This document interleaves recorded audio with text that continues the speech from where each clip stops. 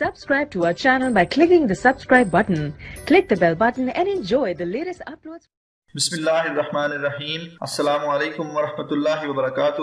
فرعون کے بارے میں ہم اپنی 2 ویڈیوز میں تفصیلی بیان کر چکے ہیں۔ چنانچہ بادشاہ بننے کے بعد ایک رات فرعون نے خواب دیکھا کہ 2 درخت زمین پر اگے اور وہ بلند سے بلند تر ہی ہوتے چلے گئے، یہاں تک کہ ان کی بلندی عالم بالا تک پہنچی اور عالم تمام ان کے زیر سایہ ہوا۔ فرعون اس عجیب و غریب خواب سے بہت حیران ہوا اور صبح اٹھ کر اپنے درباریوں، نجومیوں اور جادوگروں کو بلا کر ان سے اپنا خواب بیان کیا اور تعبیر دریافت کی۔ ان سب نے حساب کتاب مکمل کرنے کے بعد کہا کہ اے فرعون، ہم دیکھتے ہیں کہ بنی اسرائیل کی قوم سے ایک بچہ ایسا پیدا ہوگا کہ بڑا ہونے پر تمہاری مملکت پر حاوی ہوگا اور تمہاری بادشاہی کو ختم کر دے گا اور سب لوگ اسی کے زیر سایہ ہوں گے۔ یہ سن کر فرعون بڑا پریشان ہوا اور پوچھا کہ بتاؤ وہ بچہ کب پیدا ہوگا؟ وہ بولے اس 3 دن رات میں ماں کے رحم میں آئے گا۔ فرعون نے حکم جاری کیا کہ سارے شہر میں منادی کروا دو کہ جتنے بنی اسرائیلی ہیں آج سے کوئی مرد اپنی بیوی کے پاس نہ جائے اور جو حکم عدولی کرے گا اسے قتل کروا دوں گا، اور اپنے خاص آدمیوں میں سے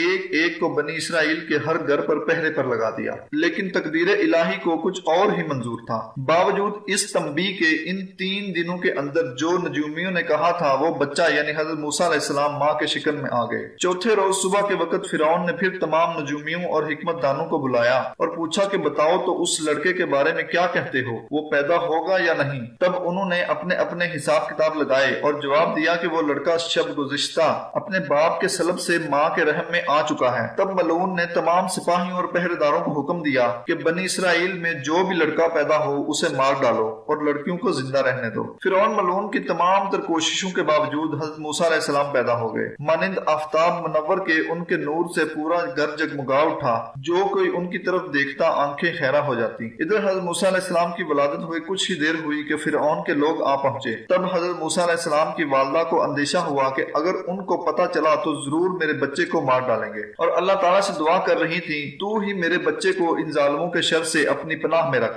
آخر جب کوئی جگہ چھپانے کو نہ ملی تو روٹیاں بنانے کے لیے جو تنور تپایا ہوا تھا حضرت موسیٰ علیہ السلام کو ایک کپڑے میں لپیٹا اور اس جلتے ہوئے تنور میں ڈال دیا، اللہ اکبر، اور اس پر ایک حالی دیگچے کو چڑھا دیا کہ دیکھنے سے یہی گمان ہو کہ کھانا پک رہا ہے۔ اس کے بعد فرعون کے لوگوں نے پورے گھر کی تلاشی لی اور پھر تنور کو جلتا ہوا دیکھ کر خیال کیا کہ بھلا اس میں کوئی کیسے ہو سکتا ہے، اور واپس چلے گئے۔ اس کے بعد حضرت موسیٰ علیہ السلام کی والدہ کو اپنے بچے کا دھیان آیا، تب وہ اپنے بچے کے غم میں رونے لگی کہ یہ مجھ سے کیسا ظلم ہو گیا، اور تنور پر سے دیگچا اتارا کہ شاید جگر گوشے کی کوئی باقیات ہی باقی مل جائے، یا فطری طور پر ایسا کیا۔ اور جب دیکھا کہ بچہ بالکل حفاظت کے ساتھ آگ میں کھیل رہا ہے اور اس کے ہاتھ میں ایک سیب ہے، گو کہ وہ موسم سیبوں کا ہرگز نہ تھا، بس یہ دیکھ کر حیران ہوئی اور اللہ کے حضور سجدہ شکر بجا لائیں۔ اس کے بعد بچے کو آگ میں سے نکالا اور ڈرنے لگیں اور متفکر ہوئیں کہ بچے کو کہاں چھپا کر رکھوں، بس اسی فکر میں روتی جاتی اور بچے کو چھپانے کے لیے کوئی محفوظ جگہ تلاش کرتی۔ تب اللہ کی طرف سے حکم نازل ہوا جس کا قرآن پاک میں بھی ذکر ہے، جس کا ترجمہ کچھ یوں ہے: پس ہم نے حکم بھیجا موسیٰ کی ماں کو کہ اس کو دودھ پلا،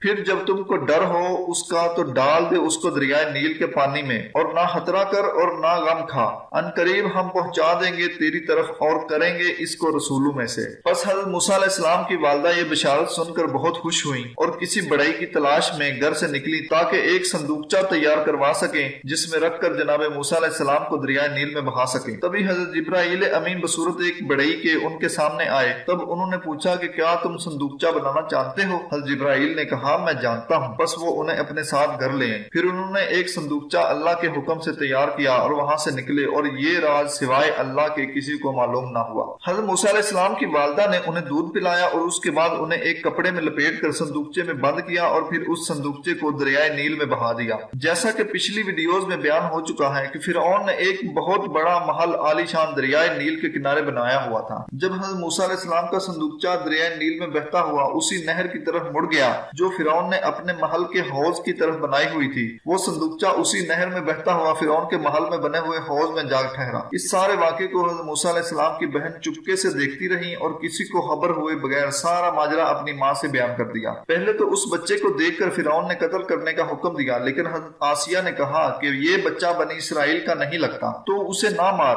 کیوں نہ ہم اس کو اپنے پاس رکھ لیں۔ یہ سن کر فرعون مان گیا اور اس طرح حضرت موسیٰ علیہ السلام کی پرورش فرعون کے محل میں ہونے لگی۔ بے شک اللہ جو چاہتا ہے کرتا ہے۔ اب جناب موسیٰ علیہ السلام کو دودھ پلانے کا وقت آیا تو آپ کے لیے بہت ساری دائیوں کو دودھ پلانے کے لیے بلایا گیا، لیکن آپ نے کسی سے دودھ نہ پیا۔ جب یہ خبر آپ کی والدہ تک پہنچی تو فرعون کے محل پر آئیں اور دیکھا کہ بہت ساری دائیاں کھڑی ہیں، لیکن حضرت موسیٰ علیہ السلام کسی سے دودھ ہی نہیں پی رہے۔ چنانچہ جیسے ہی آپ کی والدہ نے آپ کو گود میں لیا تو حضرت موسیٰ علیہ السلام اسی وقت چپ ہو گئے۔ جب دودھ پلایا تو وہ بھی پینے لگے۔ پس وہاں موجود سب دائیاں اور باقی لوگ حیران ہو کر دیکھنے لگے۔ حامان ملعون جو فرعون کا وزیر تھا وہ بھی اس وقت وہیں موجود تھا۔ اس نے جناب موسیٰ اور ان کی والدہ کی شباہت سے اور دوسرا عورت کے بچے کو سنبھالنے کے قرینے سے کچھ شک اور قیاس کیا، لہذا کہنے لگا کہ اے عورت، یہ بچہ تیرا ہی معلوم ہوتا ہے کہ تمہارا اسے سنبھالنے کا سلیقہ الگ ہے۔ تب بی بی نے کہا کہ نہیں، یہ میرا بچہ تو نہیں اور نہ مجھے کچھ معلوم ہے۔ ہاں، یہ میرے دودھ سے بہت خوش ہوا ہے، بس میں چاہتی ہوں کہ میں اسے بادشاہ کے لیے پالوں۔ تب فرعون نے کہا کہ اب سے تم ہی اس بچے کو دودھ پلانا اور اپنے دودھ پلانے کی اجرت روزانہ 1 دینار ہم سے وصول کر لیا کرنا۔ حضرت موسیٰ علیہ السلام کی والدہ 30 دینار اجرت مہینہ کے فرعون سے لیا کرتی اور اپنے بچے کو دودھ پلاتی، جیسا کہ اللہ تعالیٰ فرماتا ہے قرآن مجید میں، جس کا ترجمہ کچھ یوں ہے: پھر پہنچا دیا ہم نے موسیٰ کو اس کی ماں کی طرف کہ ٹھنڈی رہے اس کی آنکھ اور نہ غم کھاوے اور جان رکھے کہ وعدہ اللہ کا سچا ہے، لیکن اکثر اس کو نہیں جانتے۔ اسی طرح حضرت موسیٰ فرعون کے محل میں ہی پل رہے تھے اور آپ کی والدہ روزانہ آپ کو دودھ پلانے آتی اور دیکھ کر آنکھیں اور سینہ ٹھنڈا کرتی۔ کچھ عرصہ گزرا کہ ایک دن فرعون حضرت موسیٰ کو کھیلتے اور ہاتھ پاؤں مارتے دیکھ کر بڑا خوش ہوا اور انہیں اپنی گود میں اٹھایا اور پیار کرنے لگا۔ جب وہ آپ کے منہ کے بوسے دے رہا تھا تبھی جناب موسیٰ نے ایک ہاتھ سے فرعون کی داڑھی پکڑی اور دوسرے ہاتھ کا تھپڑ اس کے منہ پر مار دیا۔ تب ملعون نے اسی وقت غصے میں آ کر مار ڈالنے کا قصد کیا اور کہا کہ ہو نہ ہو یہ وہی بچہ ہے جو میری مملکت تباہ کرنے آیا ہے، اور قریب تھا کہ وہ حضرت موسیٰ کو قتل کرتا۔ حضرت بی بی آسیہ نے ملعون کو روکا اور کہا کہ کیا تم نہیں جانتے کہ وہ ایک بچہ ہے اور دودھ پیتے بچے ایسے کام کرتے ہی رہتے ہیں، اور جو تم خیال کرتے ہو کہ یہ بچہ تمہاری مملکت تباہ کرے گا تو یہ کیسے ممکن ہے، جبکہ یہ بچہ بنی اسرائیل کا نہیں ہے بلکہ یہ تو کہیں اور سے دریا میں بہتا ہوا آیا ہے۔ جو عمل اس سے سرزد ہوا وہ ناسمجھی میں ہوا ہے۔ تب فرعون ملعون نہ مانا اور کہا کہ میں آزمانا چاہتا ہوں کہ آیا ایسا واقعی ناسمجھی میں ہوا ہے یا یہ بچہ وہی ہے جو میرا ملک برباد کرے گا۔ پس آزمائش کے لیے حامان ملعون نے 2 تھال بڑے منگوائے، جن میں سے ایک میں یاقوت سرخ یا پھول تھے اور دوسرے میں دہکتے ہوئے کوئلے رکھے تھے۔ پس کہا حامان نے کہ اگر یہ کوئلوں کو پکڑے گا تو مطلب اس کا یہ ہے کہ یہ بنی اسرائیل کا نہیں ہے اور جو اس نے کیا وہ ناسمجھی اور طفولیت کے باعث ہوا، اور اگر دوسرے تھال سے یاقوت یا پھول اٹھائے تو مطلب یہ وہی بچہ ہے جو ہمارا دشمن ہوگا، اور اس نے دانستہ ایسا کیا اور اشارہ دیا۔ بس جب تھال سامنے رکھے گئے تو جناب موسیٰ نے چاہا کہ یاقوت اٹھائیں، لیکن اللہ تعالیٰ نے جبریل امین کو حکم دیا کہ فوراً جاؤ اور موسیٰ کا ہاتھ انگاروں کی طرف لے جاؤ۔ چنانچہ حضرت موسیٰ نے ایک دہکتا ہوا کولا اٹھایا اور اسے اپنے منہ میں رکھ لیا۔ تب اس کی وجہ سے آپ کے ہاتھ کا کچھ حصہ اور زبان جل گئی، جس کی وجہ سے بعد میں آپ کی زبان میں لکنت پیدا ہو گئی اور آپ کو صاف طرح سے اپنی بات بیان کرنے میں مشکل پیش آتی تھی۔ جب ایسا ہوا تو بی بی آسیہ نے فرعون سے کہا کہ میں نہ کہتی تھی کہ بچے ناسمجھ ہوتے ہیں۔ بس تب یقین ہوا فرعون کو ان کی باتوں کا اور حضرت موسیٰ کو گود میں اٹھایا اور پیار کیا۔ چنانچہ حضرت موسیٰ اسی طرح فرعون کے محل میں پرورش پانے لگے۔ جب آپ ذرا بڑے ہوئے تو فرعون کے نوکر چاکر آپ کو اپنے ساتھ لے کر شہر میں پھرایا کرتے تھے اور لقب آپ کا پسر فرعون یعنی فرعون کا بیٹا ہوا۔ اللہ تعالیٰ نے آپ کو بہت چھوٹی عمر سے ہی علم و حکمت سکھا دی تھی، چنانچہ فرعون بھی اکثر آپ کے سامنے بٹھا کر لب شیریں سے علم و حکمت کی باتیں سنا کرتا اور بہت پیار کیا کرتا۔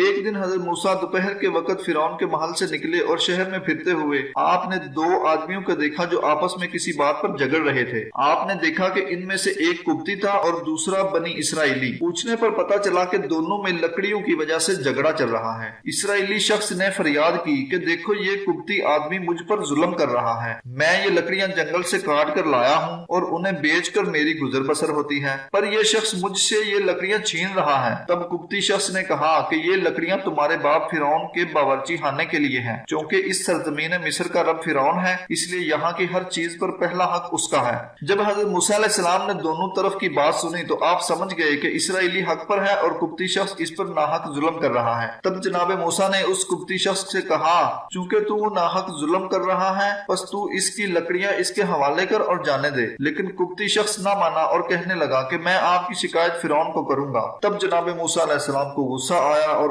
آپ نے ایک گونسا یعنی مکہ اس قبطی کے سینے پر ایسا مارا کہ وہ زمین پر گرا اور وہیں مر گیا۔ بس جب آپ نے ایسا دیکھا تو بڑے پریشان ہوئے، اور تب وہاں ان تینوں کے سوا کوئی اور نہ تھا اور نہ کسی کو معلوم ہوا سوائے اللہ کے، کیونکہ اللہ سب کچھ جاننے والا حکمت والا ہے۔ حضرت موسیٰ علیہ السلام نے اس اسرائیلی شخص کو وہاں سے بھگا دیا کہ کوئی دیکھ نہ لے، اور خود آپ نے بارگاہ الہی میں اس قبطی کو مار ڈالنے کے سبب اپنے گناہ کے لیے توبہ کی اور رو رو کر اللہ سے اس قتل کی معافی مانگی۔ بس اللہ نے آپ کا گناہ بخش دیا، بے شک وہ بخشنے والا مہربان ہے۔ چنانچہ قرآن پاک میں ارشاد ہوتا ہے، جس کا ترجمہ کچھ یوں ہے، کہا موسیٰ نے، اے رب میرے، برا کیا میں نے اپنی جان کا، سو بخش مجھ کو، بس بخش دیا اسے، بے شک وہی ہے بخشنے والا مہربان۔ جب قبطی کے مرنے کی خبر فرعون تک پہنچی تب فرعون نے حکم جاری کیا کہ قتل کرنے والے کو میرے سامنے پیش کیا جائے۔ بس سب نے کافی ڈھونڈا لیکن قاتل نہ مل سکا اور قبطی کو لے جا کر دفن کر دیا۔ دوسرے دن حضرت موسیٰ علیہ السلام اٹھے اور ڈرتے ہوئے گھر سے نکلے، اور جب آپ شہر میں پہنچے تو دیکھا کہ پھر ایک قبطی اسی اسرائیلی شخص کو مار رہا ہے۔ تب اسرائیلی نے آپ کو دیکھا تو دوبارہ فریاد کی۔ تب حضرت موسیٰ علیہ السلام غصہ ہوئے اور فرمایا،